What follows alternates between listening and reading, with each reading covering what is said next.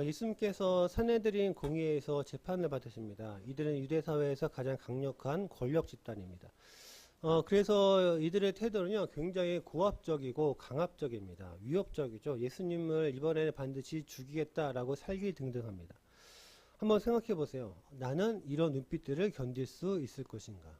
아마 손발이 덜덜 떨릴 것입니다. 우리 경찰서나 법원 이런 데가 이런 데만 가도 괜히 주눅들잖아요. 그렇지만 이들의 태도에 대해서 예수님께서는 전혀 주눅들지 않으시고 때로는 침묵하시고 때로는 적극적으로 자신의 신분을 말씀하십니다.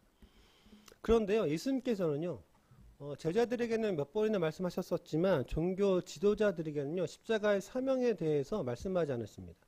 왜냐하면 이들의 목적은 예수님을 죽이는 것이기 때문에 그래요. 그래서 예수님께서 십자가의 사명에 대해서 이야기를 하시면 이들은요, 자신들의 목적에 따라서 왜곡해서 듣기 때문에 그렇습니다. 그러니까 이들은 예수님께 대답을 요구하는 이유는요, 예수님의 해명을 듣기 위함이 아닙니다. 예수님의 말에 자신들의 이해와 목적을 덧입혀서 자신들의 목적을 달성하려는 이유입니다. 그래서 너는 그러한 이유로 사형을 당해야 해 라는 프레임을 씌우기 위함이죠. 예수님의 말씀에 자신의 이해와 생각과 욕심을 덧입혀서 듣습니다. 그러면 그 말씀은요, 내가 원하는 만큼, 내가 듣고 싶은 만큼 딱 그 맞춤형 말씀이 되어서 나에게 들리게 됩니다. 내 목적을 이루기 위한 말씀으로 들린다라는 거죠. 그래서 내가 원하는 것과 딱 일치하게 됩니다. 그래서 내 욕심을 채우고도 역시 이게 하나님의 뜻이었어 라고 하게 됩니다. 그러니까 하나님의 말씀이 나 자신을 합리화할 수 있는 아주 유용한 도구로 사용된다라는 거죠. 그래서 예수님께서 침묵하셨습니다. 예수님의 말씀이 이들에게는요, 자신들의 목적을 이루기 위한 도구로 사용되기 때문에 그렇습니다. 그런데요, 또 한편으로는 예수님께서 당당하게 자신의 신분에 대해서 선포하세요. 나는 하나님의 아들 예수 그리스도다. 나는 메시아다. 예수님께서 십자가라는 그 사명의 원칙이 있으시니 침묵할 때는 침묵하시고 말씀하셔야 될 때는 말씀하십니다. 이 원칙 때문에 예수님께서는요, 상황이나 환경이나 사람들이나 분위기에 전혀 이끌려 다니지 않으시고 오히려 그 모든 것들을 주도하며 나가십니다. 이 원칙을 지킬 수 있었던 힘은 바로 겟세마네 기도에서 나왔습니다. 기도함으로 인하여 어떠한 환경이나 상황에도 흔들리지 않고 중심을 딱 지킬 수 있었습니다. 그리고 그 모습을 가장 가까이서 지켜보는 한 사람이 있습니다. 바로 베드로입니다. 69절 70절입니다. 베드로가 바깥들에 앉았더니 한 여종이 나와 이르되 너도 갈릴리 사람 예수와 함께 있었도다 하거늘 베드로가 모든 사람 앞에서 부인하여 이르되 나는 네가 무슨 말을 하는지 알지 못하겠노라 하며 베드로가 예수님의 결말을 모르고 멀찍이 따라왔습니다. 그리고 재판장 밖에서 사람들 틈에 숨어서 예수님께서 재판받는 모습을 지켜보고 있습니다. 그런데요, 한 여종이 다가와서 당신도 저 갈릴리 사람과 함께 다니던 사람이네요 라고 알아봅니다. 마가복음 14장에서는 이 여종을 대제사장의 여종이라고 합니다. 그런데 요한복음 18장에서는 이 여종이요, 문지키는 여종, 즉 문직이라는 겁니다. 그러니까 문 앞에 있어서 오고 가는 사람들의 출입을 이제 관리하는 그런 이제 관리직이라고 할 수 있겠죠. 대제사장 가문의 문직입니다. 1세기 예루살렘에서 대제사장이었던 안나스, 가야바 이 가문은요, 종교 권력뿐만 아니라 로마와 결탁한 거대 총수 가문입니다. 그러니까 막강한 권력이 있고요, 사병 같은 종들을 거느렸던 정말로 절대적 권력을 가졌던 귀족 집안이었습니다. 그런 문지기가 베드로를 알아보고 질문했다라는 것은요, 대제사장 가문의 권위를 등려하는 사람의 공식적인 확인이었을 가능성이 있습니다. 그리고 이 여종이요, 예수님은 갈릴리 사람이라고 합니다. 예수님의 고향이 갈릴리 지역의 나사렛이라는 동네입니다. 갈릴리는요, 유대 북쪽에 위치한 변방입니다. 그러니까 이 표현은요, 갈릴리 사람은 굉장히 비하하는 것으로요, 그냥 변방의 무식한 촌놈, 이런 의미입니다. 아직도 그런지는 모르겠지만, 파주 산다고 하면 파주 한 번도 와보지도 않고 완전 북한과 가까운 곳을 생각을 해서 야, 거기 위험해서 어떻게 살아? 전쟁 날 것 같은데 너 괜찮아? 라고 물어보곤 하죠. 그러니까 완전 시골로 생각합니다. 갈릴리를 그러니까 이런 식으로 생각을 합니다. 그리고 나사렛이라는 지역은요, 갈릴리 지역의 완전 작은 시골 외딴 마을입니다. 그래서 나다나엘이 요한복음 1장에서 예수님에 관한 이야기를 듣고 아우 야 나사렛에서 무슨 선한 사람이 날 수가 있어 라고 할 정도였죠. 그러니까 종도요 갈릴리 나사렛 출신은요 굉장히 무시하고 비하합니다. 이 여종은요 막강한 권력을 가진 대제사장의 권위를 등에 업고 물어봅니다. 당신은 세상에서 하찮고 별 볼 일 없는 사람 예수의 제자인가? 너는 예수와 관계가 있는지 없는지 공식적으로 밝히라는 거예요. 베드로가 지금 예수님과 같은 상에 놓이게 되었습니다. 자신이 예수님과 관계가 있다라고 한다면 당장에 끌려가서 어떠한 일을 당할지 모릅니다. 바로 죽임을 당할 수도 있고 두들겨 맞을 수도 있습니다. 그럼 자신의 인생이 완전 끝나죠. 그래서 베드로가 나는 네가 무슨 말을 하는지 모르겠어 라고 대답합니다. 그렇게 자신감이 넘치던 베드로였습니다. 후원장담하던 베드로였죠. 그러나 두려움에 예수님과의 관계를 인정하지 않습니다. 베드로가 과거 큰 소리 쳤을 때는 예수님 앞에 섰습니다. 그러니까 내가 아무리 큰 소리를 쳐도요 나 자신에게 전혀 위협이 되지 않을 상황과 환경이었다는 겁니다. 내가 예수님 위해서 죽겠습니다. 나는 예수님의 제자입니다. 내가 죽으면 죽었지 절대로 예수님을 모른다고 부인하지 않겠습니다. 이렇게 큰 소리 쳐도요 전혀 위험하지 않은 그런 상황이었습니다.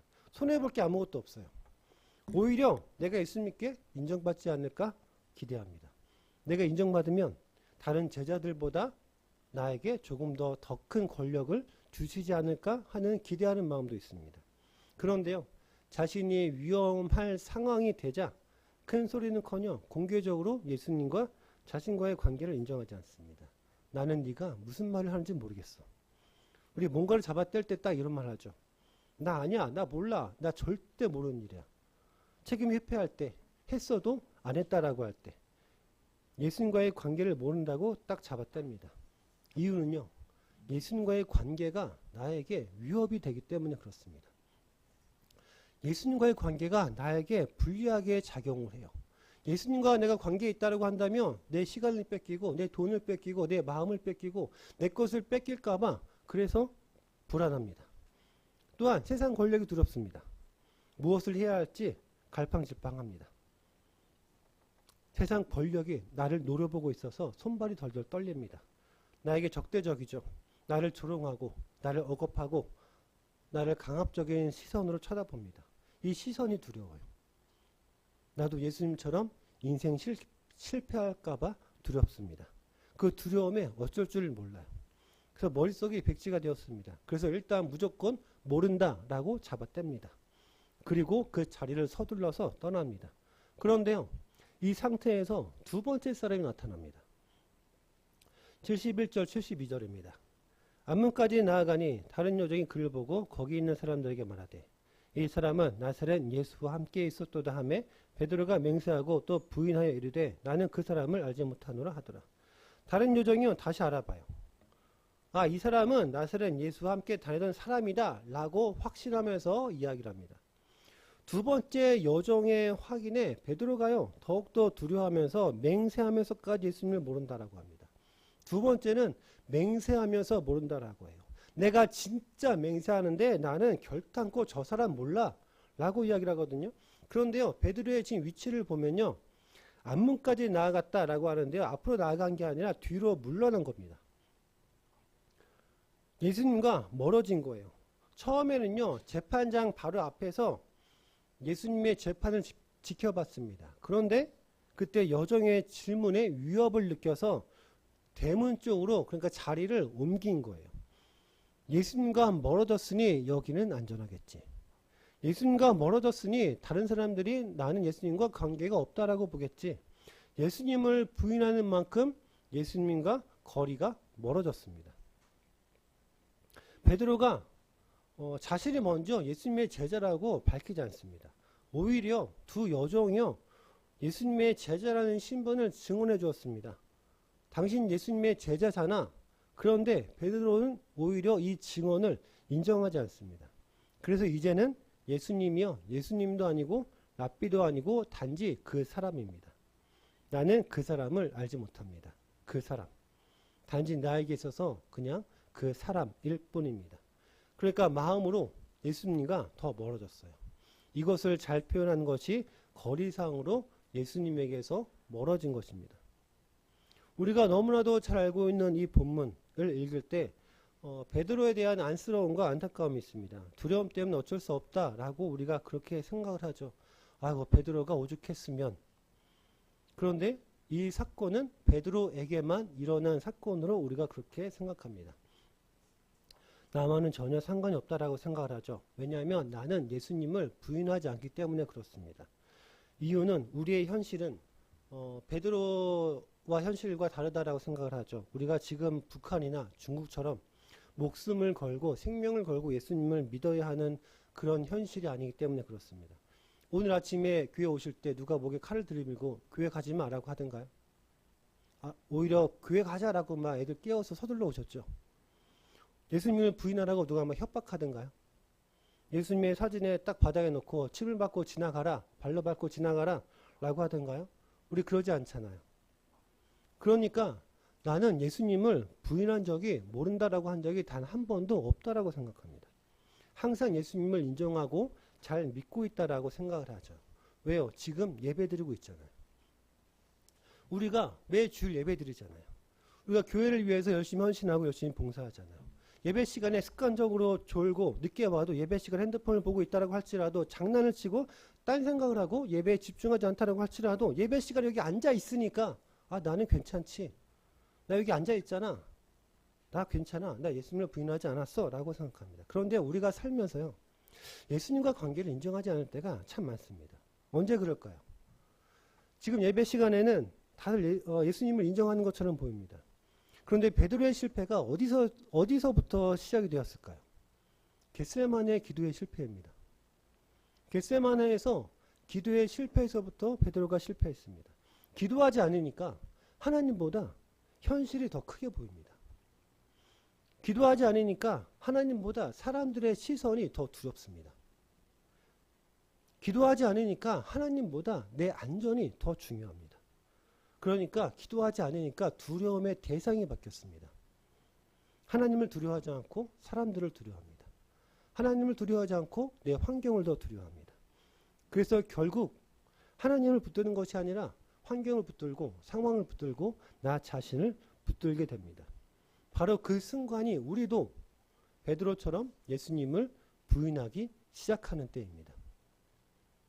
결국 베드로는요. 자신을 지키기 위해서 예수님을 부인했습니다. 베드로가 예수님을 버리고 싶었겠습니까? 아니겠죠. 예수님을 버리고 싶어서가 아닙니다. 자기 자신을 지키고 싶어서 그랬습니다. 나 자신을 지키고 싶어서, 내 것을 지키고 싶어서, 내 소유를 지키고 싶어서, 내 두 손에 쥐고 있는 것들을 지키고 싶어서. 예수님을 부인한다는 것은요. 나는 예수님을 모릅니다 라고 말하는 것만이 아닙니다. 예수님보다 다른 것들을 선택하는 것, 바로 예수님을 부인하는 것입니다. 베드로가 실패한 자리에서 우리가 회복해야 될 것이 있습니다. 바로 기도입니다. 베드로의 실패가 기도의 실패에서 시작되었다면 우리의 실패도 기도의 실패에서 시작됩니다.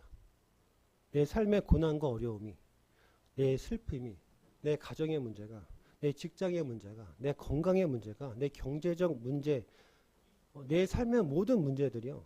내가 기도하지 않아도 될 정도로 그렇게 가벼운 문제가 아니잖아요. 내 삶의 문제가 가볍습니까? 내 삶의 문제가 쉽습니까? 하나님 알아서 해주세요. 이 한마디로 모든 것이 다 해결될 만큼 그렇게 가볍고 쉽습니까? 아니잖아요. 아니지 않습니까? 저도 기도가 느슨해질 때가 많습니다. 그러다가 내가 지금 뭐 하는 거야? 정신 차리고 기도해야지 할 때는요. 하나님께서 우리를 통해 세우신 이 행복한 교회를 볼 때입니다. 하나님께서 세우신 이 교회를 통해서 이 교회를 위해서 내가 기도하지 않으면 이 교회가 어디로 가겠나? 이 교회가 산으로 가겠지. 내가 정신 차려야지. 우리가 기도해야 될 때를 깨달을 때는요. 내 삶을 볼 때입니다. 내 삶의 문제들을 볼 때, 내 삶의 문제가 결코 가볍지 않기 때문에 내가 기도해야지 라고 우리가 하나님께 다시 한번 결단할 때라는 거죠. 뭐 알아서 해주시겠지 라고 그렇게 한마디로 퉁칠 때가 아니라는 겁니다. 하나님께서 우리를 통해 세우신 이 행복한 교회를 위해서 우리가 기도하지 않는다면 교회는 점점 우리의 관심 밖으로 밀려날 것입니다. 우리가 내 삶의 문제를 위해서 기도하지 않으면 내 삶의 문제는요, 내 관심 밖으로 밀려날 것이겠죠. 그래서 사랑이 식어질 것입니다. 헌신도 식어질 것이고 예배도 느슨해지겠죠. 그래서 결국 베드로가 예수님에게서 조금씩 멀어졌던 것처럼 우리도 교회와 사명에서 조금씩 멀어질 수밖에 없습니다. 내 삶에서 조금씩 멀어질 수밖에 없겠죠. 내 가정에서, 내 자녀에게서, 내 남편과 내 아내에게서 조금씩 멀어질 수밖에 없을 것입니다. 그런데요, 우리가 정말로 하나님께 감사할 것은요, 하나님은 우리를 그렇게 끝나게 두지 않으신다라는 겁니다. 기도의 실패에서 시작되었던 우리의 무너짐이 기도의 회복으로 다시 시작될 수 있다는 겁니다. 베드로를 다시 일으키셨던 것처럼 우리도 기도의 회복에서 우리를 다시 일으키실 것입니다. 기도하면요, 현실보다 하나님이 더 크게 보입니다. 기도하면 사람보다 하나님을 더 두려워하게 됩니다. 기도하면 내 안전보다 하나님의 뜻을 먼저 선택하게 됩니다. 기도하면 내 생각보다 하나님의 뜻을 먼저 선택하게 된다는 거죠. 그래서 어떠한 상황에서도 예수님을 부인하지 않고 예수님을 시인할 힘을 얻게 됩니다. 그러므로 우리의 삶에서 무엇보다 기도가 회복되어야 됩니다. 우리의 삶에서 가장 먼저 회복되어야 될 것, 우리의 삶에서 하나님을 향한, 하나님을 위한 기도가 회복되어야 한다는 겁니다. 그래서 내 삶의 환경에서는 예수님을 부인할 수 있는 상황은요, 언제든지 생깁니다. 우리의 삶을 보세요. 우리가 살아가다 보면 예수님을 부인할 수 있는 상황과 환경은 너무나도 많이 잘 생깁니다. 그런데 그때 우리가 기억해야 될 것이요, 예수님의 말씀입니다. 마태복음 10장 28절을 보면 몸은 죽여도 영혼은 능히 죽이지 못하는 자들을 두려워하지 말고 오직 몸과 영혼을 능히 지옥에 멸하실 수 있는 이를 두려워하라. 몸은 죽여도 영혼은 능히 죽이지 못하는 자들을 두려워하지 말고 오직 몸과 영혼을 능히 지옥에 멸하실 수 있는 이를 두려워하라. 이 예수님의 말씀은요, 우리가 살아가다 보면 나는 예수님의 말씀을 기준으로 살겠습니다. 어떠한 상황에서도 예수님께서 나의 왕이심을 내가 예수님의 뜻대로 살겠다라고 우리가 결단하며 살아갈 때가 있습니다. 그런데 그렇게 살면 예수님께서 말씀하시길 세상의 권세와 권위가 너를 위협할 거야 라고 말씀을 하세요. 너에게 두려움을 줄 거야 라고 말씀하십니다. 상황이나 환경이나 때로는 건강으로, 때로는 사람으로, 돈으로, 여러 가지 이유로 너를 억압하고 너를 강압적으로 짓누를 거야 라고 말씀하십니다. 그런데 그때 그 두려움을 누가 주는지, 그 두려움의 정체를 알아야 한다라고 말씀하십니다. 그리고 그 두려움은 벌벌 떨 것이 아니라 우리가 이겨내야 하는 것이라고 말씀을 하세요. 내가 예수님을 인정하면 너의 몸을 죽일 수 있는 것들이 너를 힘들게 하고 너를 어렵게 하고 너를 조롱할 수는 있어도 세상의 사람들이 너를 인정하지 않는다라고 할지라도 너에게 경제적인 어려움을 준다라고 할지라도 가족들 사이에서도 인정받지 못한다라고 할지라도 친구들 사이에서 놀림받는다 할지라도 비록 내 삶의 인프라가 사라지고 삶이 어려워진다고 해도 예수님께서는 그건 진짜 두려움이 아니야. 그런 건 두려워하지 말고 감내하면서 이겨내야 할 것들이야 라고 말씀하십니다. 우리가 진짜 두려워해야 될 것, 내 영을 죽일 수 있는 불입니다. 그래서 마태복음 10장 32절 33절을 보면요, 누구든지 사람 앞에서 나를 시인하면 나도 하늘에 계신 내 아버지 앞에서 그를 시인할 것이요, 누구든지 사람 앞에서 나를 부인하면 나도 하늘에 계신 내 아버지 앞에서 그를 부인하리라. 예수님께서 사람 앞에서, 세상 앞에서 예수님을 시인하면 나도 예수님께서 하나님 앞에서 나를 시인할 것이다 라고 하십니다. 내가 사람 앞에서 예수님을 부인하면 예수님께서도 하나님 앞에서 나를 부인한다라고 하세요. 하나님은 나의 몸과 영혼을 지옥에 던지실 수 있는 분입니다. 그런데 세상 권세는요, 내 몸은 죽일 수 있어도요, 내 영혼은 죽이지 못합니다. 그러니까 우리가 누구를 두려워해야 되겠습니까? 세상 권세를 등에 업은 대제사장의 여종입니까? 아니면 하나님입니까?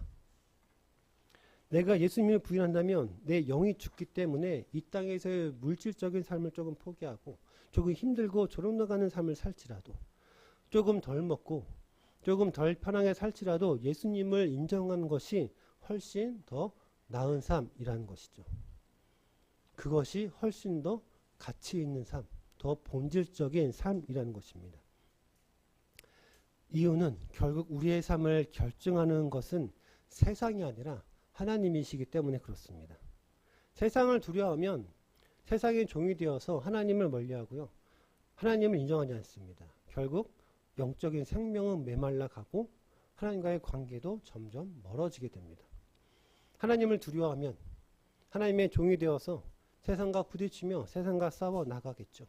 세상의 가치와 가치관들을 능히 우리가 이길 수 있을 것입니다. 그리고 하나님께서 주시는 참된 생명과 평안과 영원한 소망을 누리게 될 것입니다. 결국 우리의 인생은요, 무엇을 얻을 것인가의 문제가 아니라 누구를 두려워할 것인가의 문제입니다. 누구를, 무엇을 두려워할 것인가. 그러니까 각자의 삶에서 예수님을 부인하지 마십시오.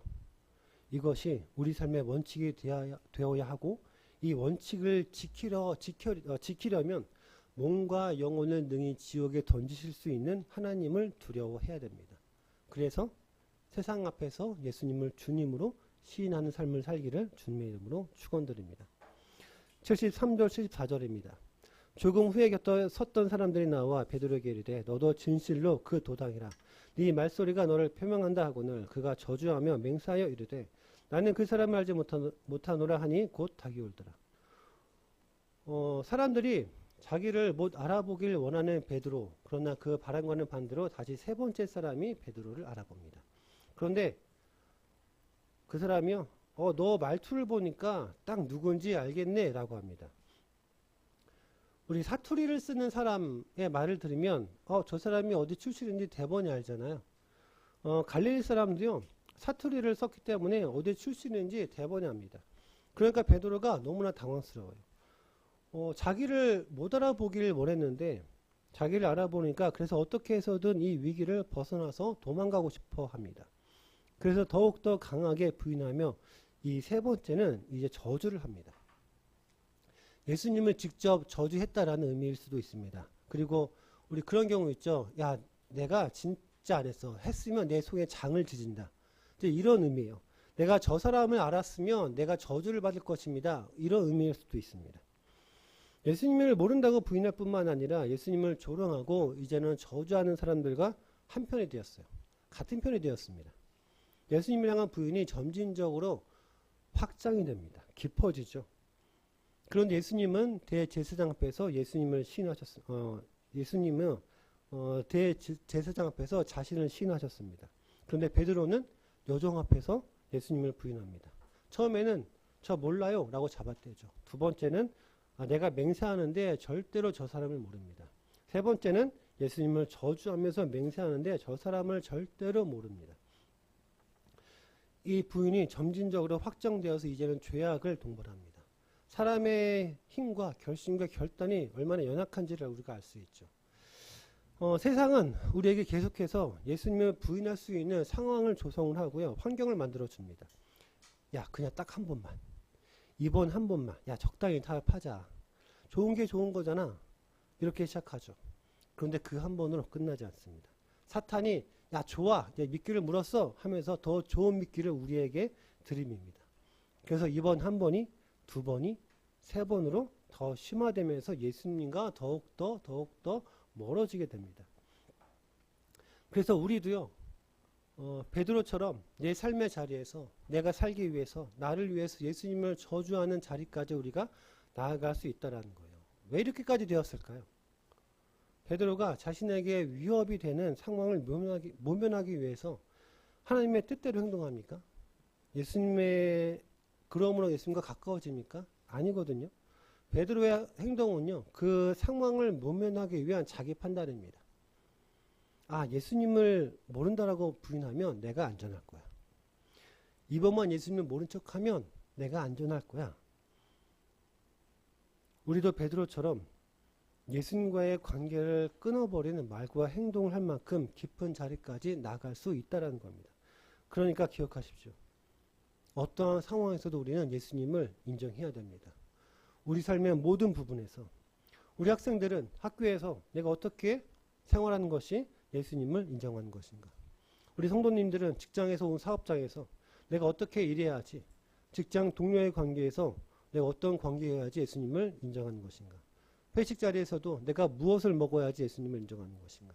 지인과의 관계에서도, 심지어 자녀와의 관계에서도 내가 어떻게 내 자녀에게 말하고 행동하는 것이 내 자녀와의 관계에서 내가 예수님을 인정하는 것인가.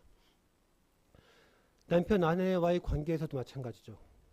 우리 삶의 모든 영역에서 언제나 타협하지 않고 예수님을 인정하는 삶을 살아야 됩니다. 이 삶이요, 하나님께서 보시기에 너무나도 아름다운 삶이고 하나님께서 은혜와 복을 주시는 삶입니다. 이 삶을 살기를 주님의 이름으로 축원드립니다. 75절을 보죠. 이에 베드로가 예수의 말씀에 닭 울기 전에 네가 3번 나를 부인하리라 하심이 생각나서 밖에 나가서 심히 통곡하니라. 베드로가 저주하고 맹세하면서 모른다라고 3번째 부인을 할 때 마침 닭이 옵니다. 이 닭 울음소리를 듣고 정신이 번쩍 납니다. 예수님의 말씀이 불현듯 생각납니다. 아, 내가 그때 얼마나 강하게 부정했었는데, 내가 예수님께 절대로 아니라고, 나는 죽으면 죽었지 예수님을 모른다라고 부인하지 않을 것이라고 그렇게 큰 소리 쳤는데 예수님의 말씀이 생각나서 좌절합니다. 그 죄책감에 자책합니다. 이런 자기의 모습이 너무나도 싫습니다. 심히 통곡하니라. 심히 통곡하니라. 너무나 비통한 마음으로 통곡을 합니다. 베드로가 예수님으로부터 멀리 떨어진 자신을 봅니다. 베드로가 비통한 자신의 수치가 드러나자 예수님의 말씀을 기억하고 생각하며 통곡합니다. 그런데 이 통곡이요, 후회와 좌절과 비통함의 통곡이었지만 베드로를 회개의 자리로 이끌어갑니다. 좌절과 죄책감이 자기의 반성으로 그리고 회개로 나아갑니다. 베드로가 심히 통곡했습니다. 자신의 실패를 보았습니다. 내가 얼마나 연약한 사람인지를 깨달았습니다. 그런데 여기서 우리가 기억해야 됩니다. 베드로가 회복할 수 있었던 이유, 베드로가 통곡했기 때문이 아닙니다. 단순히 많이 울었기 때문이 아닙니다. 누가복음 22장 31절 32절을 보면요, 시몬아 시몬아 보라, 사탄이 너를 밀 까부르듯 하려고 요구하였으나 그러나 내가 너를 위하여 너의 믿음이 떨어지지 않기를 기도하였으니 너는 돌이킨 후에 내 형제를 굳게 하라. 예수님께서요, 야 베드로, 너는 절대로 실패하지 않을 거야 라고 말씀하지 않으셨습니다. 예수님께서 베드로가 실패할 것을 아셨어요. 넘어질 것을 아셨습니다. 베드로가 부인할 것을 아셨습니다. 그런데 예수님께서 베드로의 무엇을 기도하셨습니까? 너의 믿음이 완전히 무너지지 않도록. 너의 믿음이 완전히 무너지지 않도록. 이것이 우리에게 있어서 은혜입니다. 우리 넘어질 수 있죠. 베드로처럼 사람을 두려워할 수 있습니다. 때론 예수님을 부끄러워할 수도 있습니다.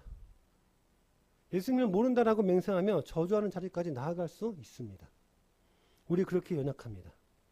그러나 베드로가요, 사도행전에서 보면 사람들 앞에서요, 담대하게 예수님을 선포하는 사도로서의 모습을 보여줍니다. 그의 선포에 3,000명이 회개하는 놀라운 기적이 일어납니다. 이 통곡이 끝이 아니었습니다. 은혜가 끝까지 베드로를 붙들었습니다. 우리의 소망은요, 내가 예수님을 끝까지 붙드는 것이 아닙니다. 예수님께서 나를 끝까지 붙드신다라는 겁니다. 예수님께서 나를 끝까지 붙드신다. 예수님께서 나를 위해 기도하고 계신다. 혹시 삶의 자리에서 예수님을 부인하고 살아셨다면 다시 주님께로 돌아가십시오. 하나님은 통곡하는 베드로를 버리지 않으셨습니다. 오늘도 회개하는 우리를 붙잡고 다시 일으켜 세워주십니다. 삶의 자리에서 예수님을 부인하며 살고 있었다면 다시 돌아오십시오. 우리의 믿음은요, 내 결심으로 인하여 유지되는 것이 아닙니다. 지금도 우리를 위해 기도하고 우리를 위해 중보하시는 예수님의 은혜로 유지됩니다. 지금 이 시간도 주님은 우리를 위해 기도하고 계십니다. 너의 믿음이 완전히 무너지지 않도록. 그러니 다시 일어나십시오. 그리고 예수님을 시인하십시오. 세상을 두려워하는 사람은요, 결국 예수님에게서 멀어집니다. 그러나 하나님을 두려워하는 사람은요, 끝까지 예수님을 시인하게 됩니다. 주님께서 끝까지 우리를 붙드시고 사용하실 것임을 믿고 당당하게 나아가시길 주님의 이름으로 축원드립니다.